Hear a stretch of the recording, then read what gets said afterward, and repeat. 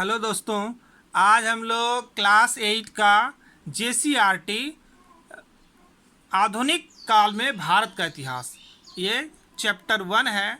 इसका प्रश्न उत्तर, खाली स्थान और सही गलत, ये 1 नंबर, 2 नंबर और 3 नंबर पर हम लोग बात करेंगे। और आप इसको साथ साथ नोट करते जाओगे और ध्यान से अगर इसको आप सुन लेंगे तो आपको ये सारा याद हो जाएगा, इस बात की गारंटी है। तो पहला प्रश्न देखिए, जेम्स मिल स्कॉटलैंड का निवासी था। जेम्स मिल कहाँ का निवासी था? स्कॉटलैंड का निवासी था। स्कॉटलैंड का निवासी था। लॉर्ड क्लाइव ने भारत का नक्शा तैयार करने की जिम्मेदारी किसे सौंपी थी? जेम्स रेनेल को सौंपी थी। किसे सौंपी थी नक्शा बनाने की? तो जेम्स रेनेल क्या होगा? जेम्स रेनेल। आप लोग भी साथ साथ बोलो तो याद हो जाएगा। अभिलेखों को सुंदर ढंग से लिखने वाले क्या कहलाते हैं? खुशनवीस कहलाते हैं। क्या कहलाते हैं? खुशनवीस कहलाते हैं। भारत के अंतिम वायसराय कौन थे? लॉर्ड माउंटबेटन थे। कौन थे? लॉर्ड माउंटबेटन थे।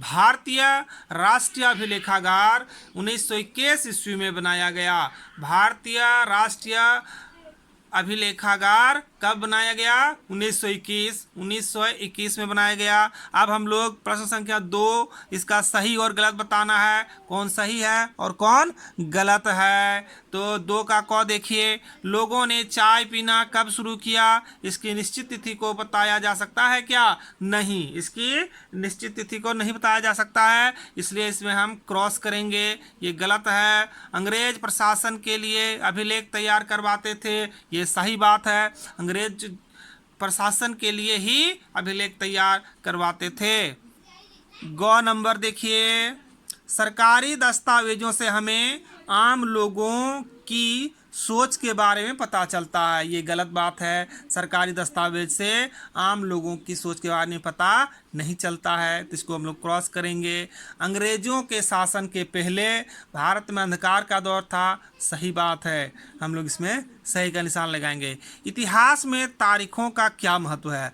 देखिए, इतिहास की बात हम लोग वर्तमान समय में भी तारीख का महत्व रखते हैं, ये तो इतिहास की बात है। देखिए, इतिहास की बात क्यों है ये हम लोग जानेंगे। तो इतिहास हमें अलग अलग समय पर होने वाले परिवर्तनों के संबंध में बताता है। अतीत में चीज़ें कैसी थी और अब उनमें क्या बदलाव आया है। अतीत और वर्तमान के तुलना के क्रम में जब हम अतीत और वर्तमान की तुलना करते हैं तो हमें क्या होता है, उस घटना का तिथिवार, है ना, उसकी तिथि का विवरण ढूंढते हैं कि ये कब हुआ था, कौन सा समय हुआ था, उसके काल को हम लोग पता करते हैं। इसलिए इतिहास में तारीख का महत्व है। इसको आप लोग नोट कर लीजिए अपने नोटबुक में। जेम्स मिल ने भारतीय इतिहास को किन किन कालखंडों में विभाजित किया है? ये ख नंबर है, 3 का ख। तो जेम्स मिल जो थे उन्होंने भारतीय इतिहास को 3 कालखंड में बांटा था। कितने? 3। तो सबसे पहला हो गया हिंदू, दूसरा मुस्लिम, तीसरा ब्रिटिश। पहला हिंदू, दूसरा मुस्लिम, तीसरा ब्रिटिश। फिर से, पहला हिंदू, दूसरा मुस्लिम और तीसरा ब्रिटिश। अब है ग नंबर, औपनिवेशिक युग किसे कहते हैं? तो अधिकांश जो इतिहासकार हैं उन्होंने ब्रिटिश शासन के दौर को, यानी ब्रिटिश शासन का जो समय था उसी को औपनिवेशिक युग कहा है, उसी को औपनिवेशिक युग कहते हैं। ठीक है, धन्यवाद। आप लोग इसे नोट कर लीजिए और अगर वीडियो आपको पसंद आया तो लाइक करें, शेयर करें, चैनल को सब्सक्राइब करें और प्रश्न संख्या 4 से लेकर के 8 तक का उत्तर आपको प्लेलिस्ट में मिल जाएगा। वीडियो देखने के लिए धन्यवाद।